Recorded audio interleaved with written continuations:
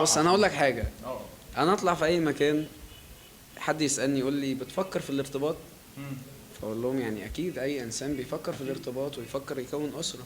يعني اتمنى من ربنا يخلص اللقاء ابص الاقي فيه على الفيسبوك والبيج والحاجات دي كلها ده محمد طلع مرتبط. يا جماعه طب هو انا قلت عايزين دلوقتي اجابه صريحه، مرتبط ولا لا لا؟ خالص خالص. لا؟ انا مرتبط بالفن بس دلوقتي.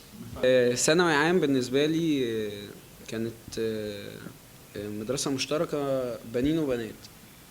دلع دلع لا كانت في محلات مرحوم. مشتركه. ف بداية كده من أول يوم كان في زي جروب بيتكون للزيارات المدرسية والحفلات والإذاعة فكنت أنا تقريبا من ضمن 5 بيغنوا في الجروب ده والحمد لله يعني كنت من ضمن 5 اللي هم كنت أكتر واحد مميز فيهم لأن أنا كنت بغني مثلا ديني ابتهالات الحاجات دي كلها.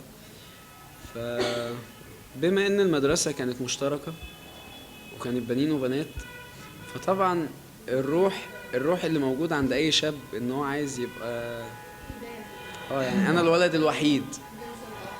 فالحمد لله كنت انا الولد الوحيد قدام ال3 دفعات اللي موجوده في الثانوي. يعني كان المدرسه كلها طلاب بنات طالبات كلهم عارفين. فكان بيبقى فيه دفعه معنويه دايما بما ان داعم ليا واكتر مشجع ليا في موضوع المزيكا ده وفي الفن كانت هي والدتي. يعني ربنا يديها الصحه يا رب.